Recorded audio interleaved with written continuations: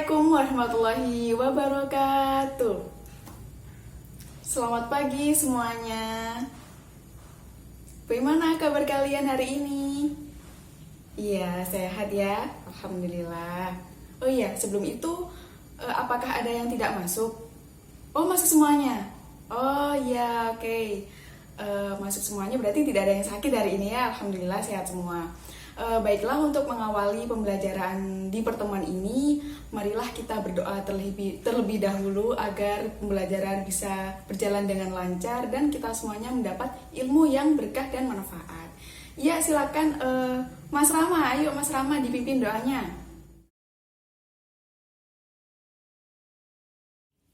Ya, kita mulai ya. Nah, sekarang apa ada yang masih ingat kemarin kita belajar apa? Ayo angkat tangan. Iya benar, Ica benar. Kita kemarin belajar tentang suku bangsa. Nah, karena kita masih belajar tentang keberagaman dan suku bangsa ini termasuk ke dalam keberagaman Indonesia. Nah, sekarang siapa yang bisa jawab apa saja keberagaman yang ada di Indonesia? Ayo angkat tangan. Oh iya, gimana Randy? Oh, ada tarian, benar. Rumah adat, makanan tradisional, iya bener semua. Nah, sekarang satu lagi keberagaman Indonesia yang jadi materi kita hari ini apa? Ayo, siapa yang bisa tebak? Iya benar, cerita rakyat. Nah, materi kita hari ini yaitu cerita rakyat. Nah, kenapa cerita rakyat masuk ke dalam keberagaman Indonesia? Siapa yang bisa jawab? Oh iya, belum ada ya. Ya udah. Cerita rakyat masuk ke keberagaman Indonesia karena merupakan salah satu bagian dari keberagaman Indonesia. Nah, cerita rakyat ini diwariskan turun-temurun oleh nenek moyang kita dan mengandung nilai moral atau amanat yang bisa kita teladani. Seperti itu ya. Nah, melalui cerita rakyat ini kita bisa melestarikan keberagaman Indonesia gitu. Nah, jadi tujuan pembelajaran kita di pertemuan ini yaitu untuk memahami pengertian cerita rakyat dan memahami unsur-unsur cerita rakyat ya. Ada di buku tema halaman 101. Ayo coba dikeluarkan semua bukunya. Nah, jadi tujuan pembelajaran kita di pertemuan ini yaitu untuk memahami pengertian cerita rakyat dan memahami unsur-unsur cerita rakyat ya. Ada di buku tema halaman 101. Ayo coba dikeluarkan semua bukunya. Nah, sekarang apa ada yang tahu apa itu cerita rakyat? Ayo, apa arti dari cerita rakyat? Ayo angkat tangan, siapa yang tahu? Ayo. Belum ada ya? Ya udah, Ibu akan jelaskan, didengarkan ya. Nah, jadi cerita rakyat adalah cerita pada masa lampau yang menjadi ciri khas suatu bangsa. Gitu ya. Nah, cerita rakyat ini bisa juga disebut dengan kisah atau legenda yang diceritakan secara turun-temurun oleh nenek moyang. Nah, biasanya cerita rakyat ini mengandung nilai-nilai moral atau amanat yang bisa kita teladani. Nah, seperti itu ya. Gimana? Sudah paham? Ya, mengerti ya? Nah, sekarang siapa yang bisa menyebutkan cerita rakyat apa saja yang ada di Indonesia? Ayo angkat tangan satu-satu.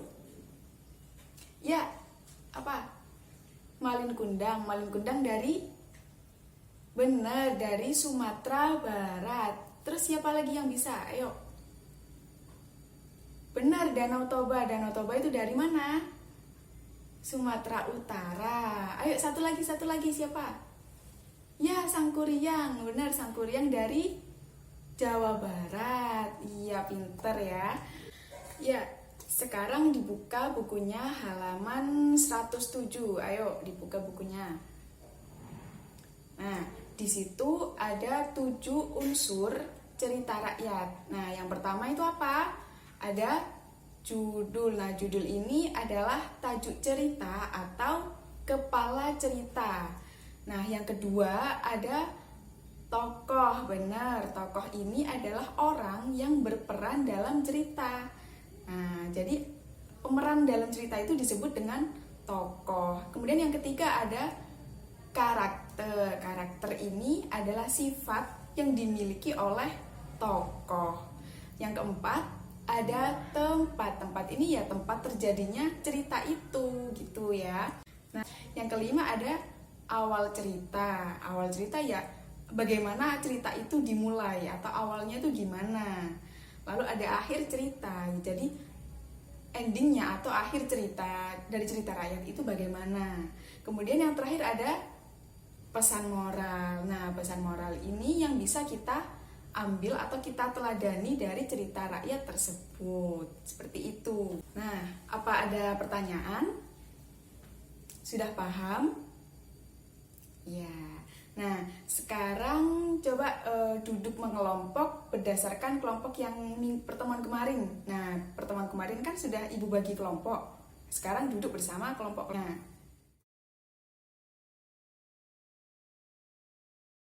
Nah, sekarang Ibu akan membagikan lembaran berisi salah satu cerita rakyat yang ada di Indonesia. Nah, udah dapat semuanya ya? Silakan dibaca dan dipahami bersama kelompoknya. Bisa? Sudah? Sudah? Paham ceritanya gimana? Iya, pintar. Nah, sekarang ini ada LKPD yang berisi tabel unsur cerita rakyat. Yang tadi ada 7 unsur. Nah, itu tugas kalian bersama kelompok harus mengisinya ya. Itu ada tabel diisi bersama kelompok. Ibu beri waktu 10 menit. Cukup ya? Iya, cukup. Nah, sekarang bisa dimulai. Sudah selesai? Iya, sudah semuanya. Nah, sekarang Ibu mau maju perwakilan dari kelompok satu persatu maju gantian untuk mempresentasikan hasil diskusinya. Bisa ya? Dimulai dari kelompok 1 dulu. Mana kelompok 1? Oh iya, ayo maju presentasi.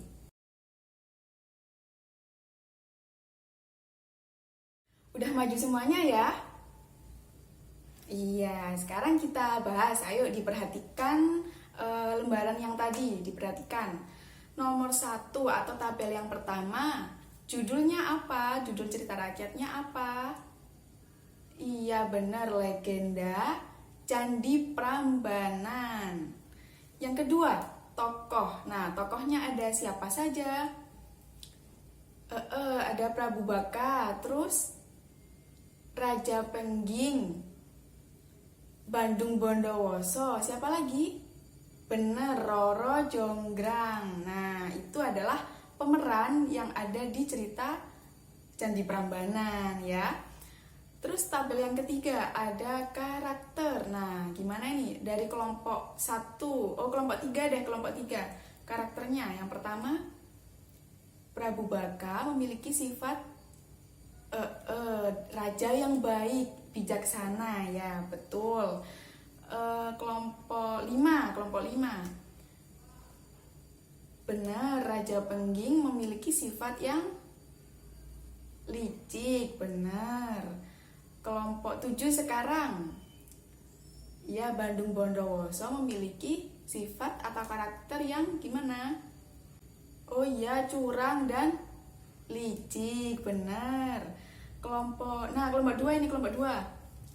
Roro Jonggrang. Iya, cantik dan cerdik. Iya, pinter. Sekarang yang selanjutnya, tempat kejadian ceritanya di mana? Kerajaan Prambanan. Di mana sih kerajaan Prambanan itu? Iya, bener, di Jawa Tengah ya. Terus awal ceritanya ini gimana? Kelompok 8 gimana awal ceritanya?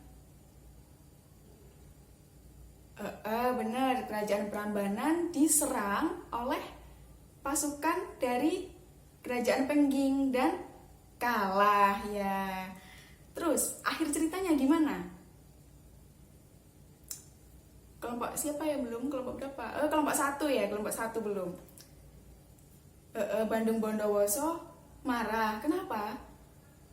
Karena ulah Roro Jonggrang yang akhirnya dia dijadikan candi terakhir, begitu ya ceritanya. Ya, pintar. Sekarang yang terakhir, amanatnya gimana? Satu-satu ayo. Iya, dari kelompok 4. Jangan bersikap licik dan curang. Karena apa?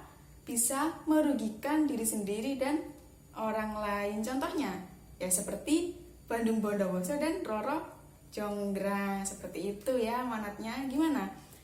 Benar semua? Ya benar semua ya, gak ada yang salah ya. Aduh, pinter nih anak-anak ibu. Nah, sekarang, ada yang kurang sempurna jawabannya. Gak apa-apa, berapapun nilai yang kita dapat, itu merupakan hasil usaha kita sendiri, gitu ya. Maka dari itu, sebesar apapun usaha kita, berapapun nilai yang kita dapat, harus mengucap Alhamdulillah. Pinter-pinter ini anak ibu. Nah, sekarang kan sudah menyelesaikan tugas kelompok. Nah, nilainya bagus-bagus kan? Ya, maka tepuk tangan dulu untuk kalian semua. Nah, sekarang ibu punya lembar evaluasi sebagai tes ya untuk materi di pertemuan ini. Sebentar dibagi dulu. Nah, sudah dapat semuanya? Iya. Nah, lembar ini atau LKBD ini dikerjakan secara individu atau mandiri ya, dikerjakan sendiri ya. Ibu beri waktu 10 menit. Cukup kan? Iya, cukup. Ya udah, silakan dikerjakan.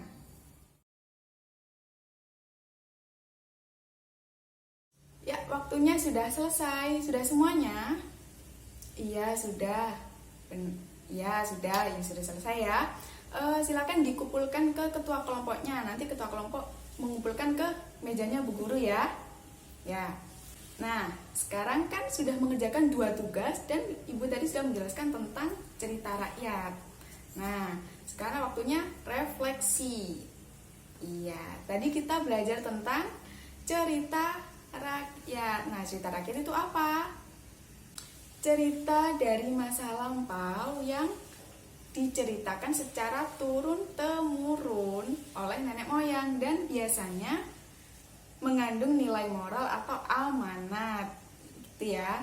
Nah, cerita rakyat ini ada berapa unsur tadi? 7.